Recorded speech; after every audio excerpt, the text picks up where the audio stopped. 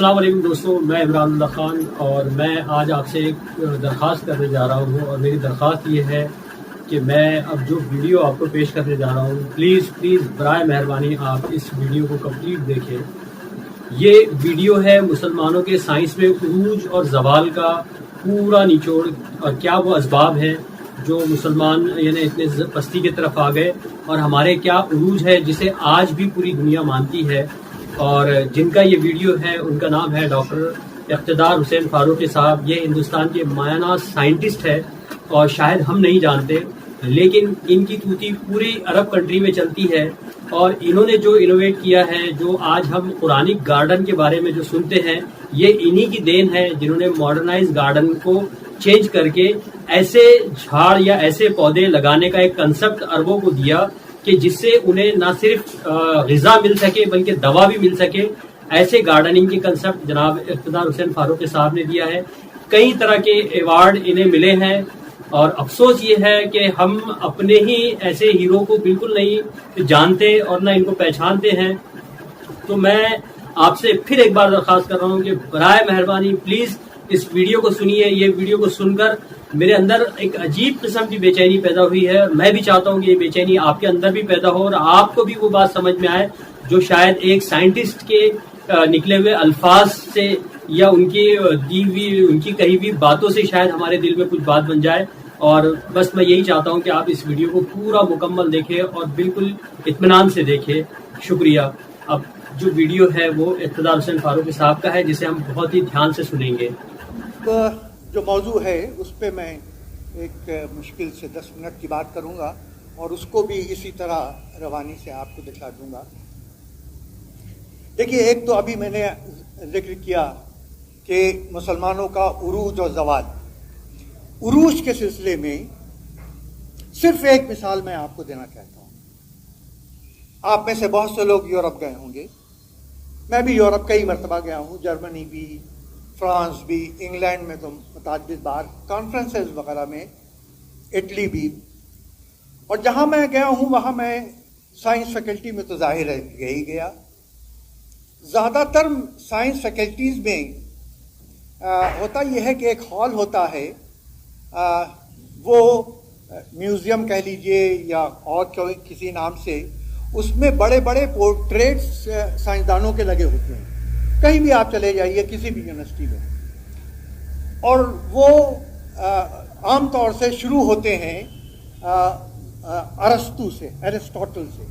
Aristotle एक philosopher भी था, लेकिन बहरहाल बहुत बड़ा साइंटिस्ट समझा जाता है। और उसके बाद जितने साइंसदान बड़े बड़े गुजरे हैं, वो उनके सबके पोर्ट्रेट होते हैं, चारों तरफ लगे होते हैं। आप लोग जो गए होंगे वो यकीनन जानते होंगे। लेकिन एक बात शायद आपके जहन में ना हो, एक पोर्ट्रेट आपको वो मिलेगा जिसमें लिखा होगा फादर ऑफ केमिस्ट्री, और नीचे लिखा होगा जेबर, GEBER, फादर ऑफ केमिस्ट्री। फिर एक पोर्ट्रेट मिलेगा, उसके बराबर ही एक पोर्ट्रेट मिलेगा, उसमें लिखा होगा father of medicine, raises, RHAZES, raises. उसके बाद एक पोस्टर मिलेगा जिसके नीचे लिखा होगा फादर ऑफ सर्जरी, अल्बू कासिस, ये उसका नाम दिया होगा। फिर उसके बाद एक आपको पोस्टर मिलेगा जिसके नीचे लिखा होगा फादर ऑफ ऑप्टिक्स, और उसके नीचे लिखा होगा अल-हेज़न। फिर एक पोस्टर मिलेगा आपको, ये मैं इसके बीच में कोई और पोस्टर नहीं मिलेंगे आपको। और उसके बाद एक के पोस्टर या जो समझिए कि तस्वीर मिलेगी जिसमें ये लिखा होगा कि फादर ऑफ एलजेब्रा, एल्गोरिज्म। उसके बाद एक और मिलेगा आपको पोर्ट्रेट बड़ा सा, जिसमें लिखा होगा फादर ऑफ मैथमेटिक्स, अबू कामिल। ये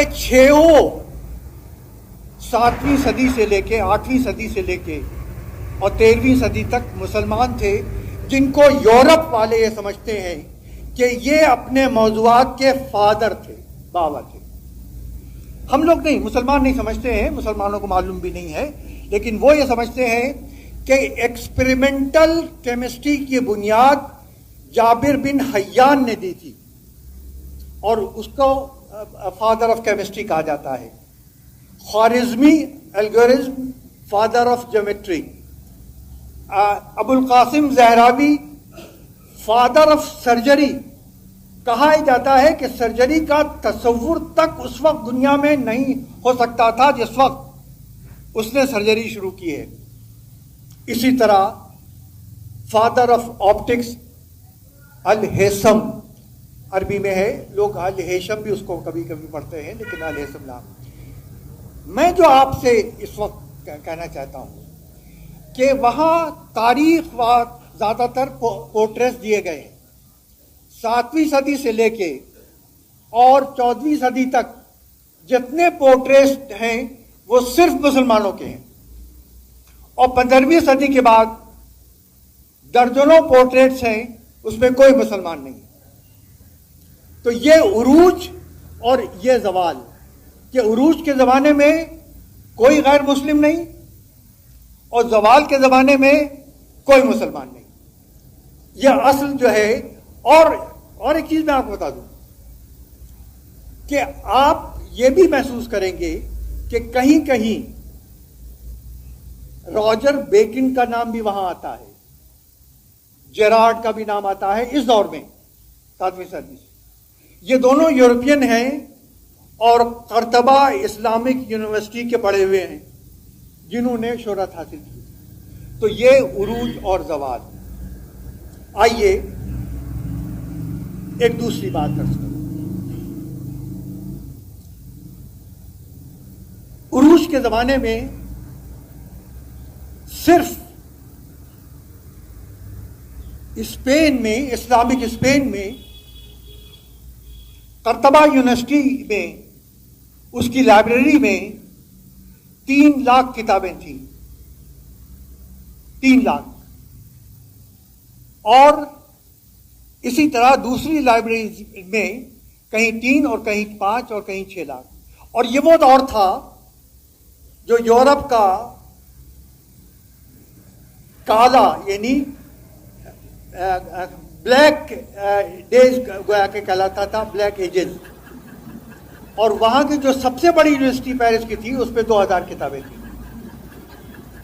اب آپ سنیے کہ کہا ہی جاتا ہے کہ اس وقت ہارورڈ یونیورسٹی میں تقریباً 18 لاکھ کتابیں ہیں اور کسی بھی عرب ملک کے لائبریری میں 10,000 سے زیادہ کتابیں نہیں.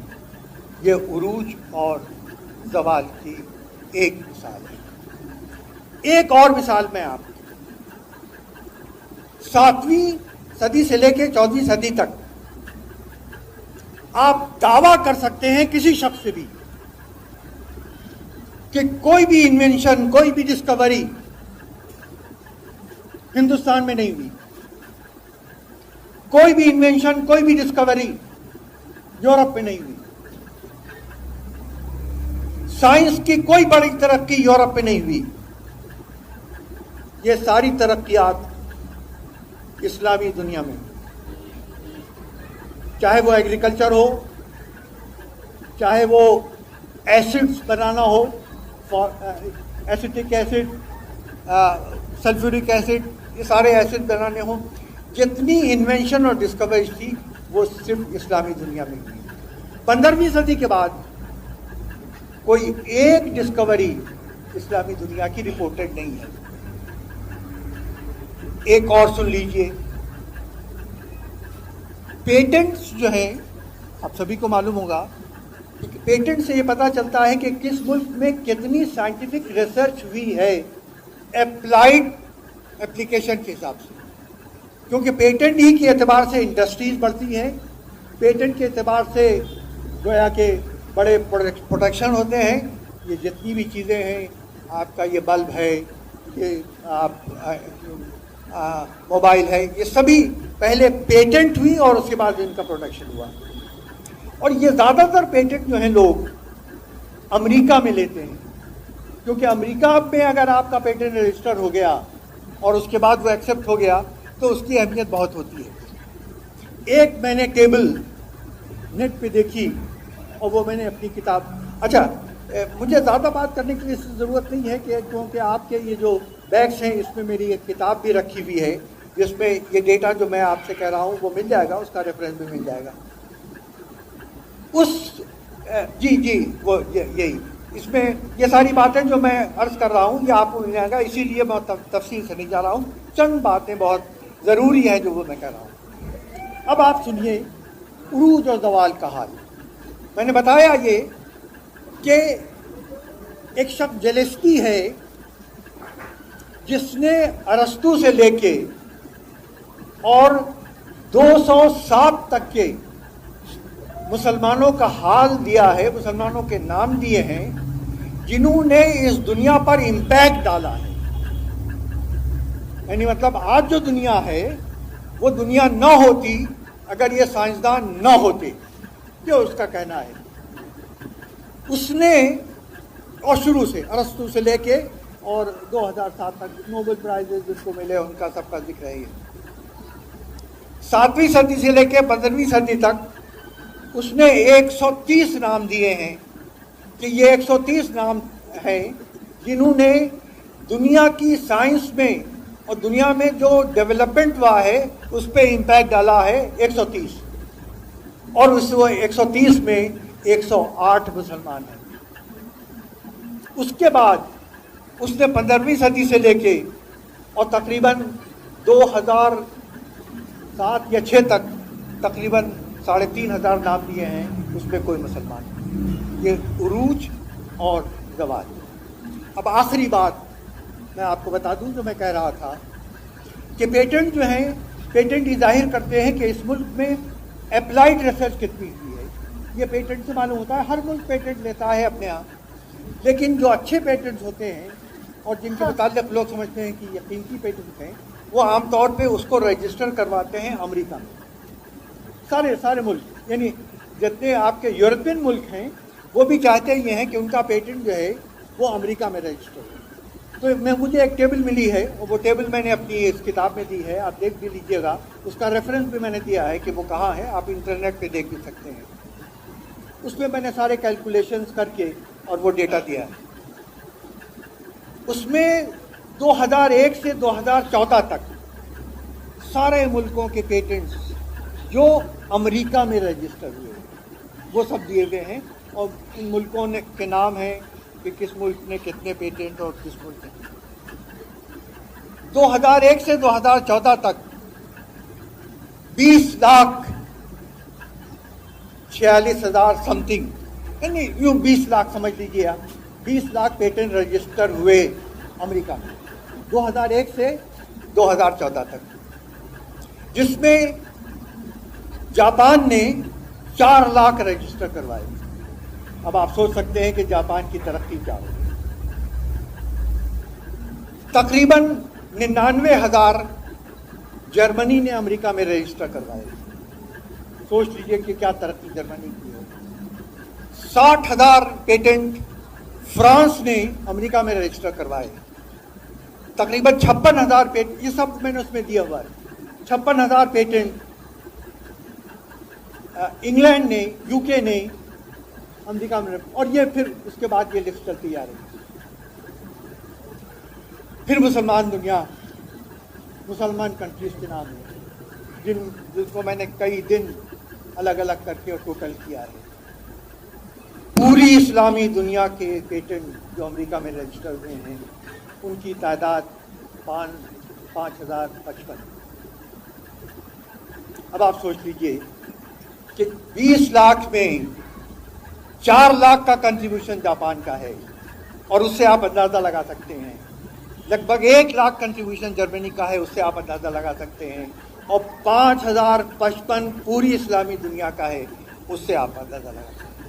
لہذا یہ باتیں میں نے جو آپ سے مختصراً بتائی ہیں وہ ہیں مسلمانوں کے عروج اور زوال.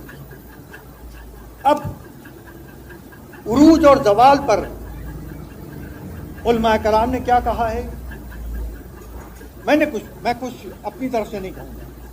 علماء کرام نے کیا کہا ہے मुस्लिम दानिश्वरों ने क्या कहा है, गुस्से का इजहार किया है। मौलाना आज़ाद ने तो यहाँ तक कहा है कि ऐ मुसलमानों, गफलत से बेदार हो, देखो कि तुम्हारे साथी तुमसे कितना दूर निकल चुके हैं और तुम अभी तक गफलत पे पड़े हुए हो, देखो धूप कहाँ तक पहुँची। मौलाना आज़ाद कहते। इसी तरह मौलाना अली मियाँ ने कहा है कि, और मौलाना अली मियाँ का उसमें आप पढ़ भी लेंगे कि खुतबा क्या है। मौलाना अली मियाँ कहते ये हैं कि क्या हुआ कि 16वीं सदी के बाद मुसलमानों में जीनियस पैदा होने बंद हो गए, क्या वजह हुई? और क्या वजह हुई कि मुसलमानों ने उस साइंस को, जिस साइंस की बुनियाद के ऊपर यूरोप की निशात सानिया हुई, उस साइंस को मुसलमानों ने छोड़ दिया। ये यूरोप भी मानता है कि यूरोप ने जो तरक्की की और जो निशात सानिया हुई, उसकी वजह क्या थी? सारा अरबी लिटरेचर उनके पास गया कि तर्जुमा होके, पहले वो ग्रीक में तर्जुमा हुआ, फिर इब्रानी में तर्जुमा हुआ और इब्रानी से फ्रेंच में। नतीजा ये हुआ कि ज़करिया राजी की अल-हावी और इब्न सीना की अल-कानून यूरोप की यूनिवर्सिटियों में 600 साल पढ़ाई गई। कहा यह जाता है कि दुनिया की कोई किताब जो दीनी न हो, वो इतने अरसे तक किसी यूनिवर्सिटी में नहीं पढ़ाई गई। ये था मुसलमानों का लिटरेचर। मुसलमानों ने जो यूरोप को दिया वो हिंदुस्तान का इल्म हिंसा के हिसाब से। हिंदुस्तान का लिटरेचर संस्कृत के ज़रिए से यूरोप में नहीं गया, हिंदुस्तान का लिटरेचर अरबी के ज़रिए से यूरोप में गया। और तो और यूनान जो उनका हिस्सा था, उसका लिटरेचर अरबी के ज़रिए से यूरोप को मालूम हुआ, क्योंकि वो ज़ाया हो चुका था। इसी तरह चीनी लिटरेचर। तो ये मुसलमानों के उरूज और जवाल का। तो ये थे जनाब इक़्तिदार हुसैन फारूकी साहब। और जैसा साइंस के जो जितने अजदाद है मौजूद हैं जिन्होंने ईजाद किए हैं और उनके बारे में बता रहे थे, और उरूज और मुसलमानों के उरूज और जवाल का जो कच्चा चिट्ठा है और जो सारी चीज़ें हैं वो पेश की। और मैं बहुत ही और साहब का ममनून मशकूर हूँ कि उन्होंने अपने तरीक़े से बहुत अच्छे अंदाज में ये बात पेश की है। ये रिकॉर्डेड वीडियो है, उनके यूट्यूब चैनल से हमने ली है। और मैं इस वीडियो को मेरा दिखाने का मकसद यही है कि जो कौम अपने माजी को याद नहीं रखती, अपनी तारीख़ को नहीं समझती, वो कौम कभी भी उरूज पर फिर से नहीं आ सकती। अगर आपको हमको उरूज पर आना है तो हमको हमारे माजी को जानना बहुत ज़रूरी है, हमारी तारीख़ को जानना बहुत ज़रूरी है। जब तक हम अपनी तारीख़ को नहीं समझेंगे, अपने माजी को नहीं समझेंगे और हमारे ज़वाल के असबाब को नहीं समझेंगे, तब तक हम उरूज की तरफ उस रास्ते पर गामजन नहीं हो सकते। ये एक ऐसा थ्योरी है या ये फार्मूला है तरक्की पजीर कौम का। मेरी आपसे यही दरख्वास्त है कि आप इस वीडियो को ज़्यादा से ज़्यादा शेयर करो और इस बात को जितने ज़्यादा लोगों तक हम पहुंचाएंगे इंशाअल्लाह ज़रूर उसका फ़ायदा होगा। और जब तक हम सब मिलकर कोई एक ठोस कदम नहीं उठाएंगे तो मैं ये समझता हूँ कि बहुत मुश्किल है। काम तो बहुत हो रहे हैं।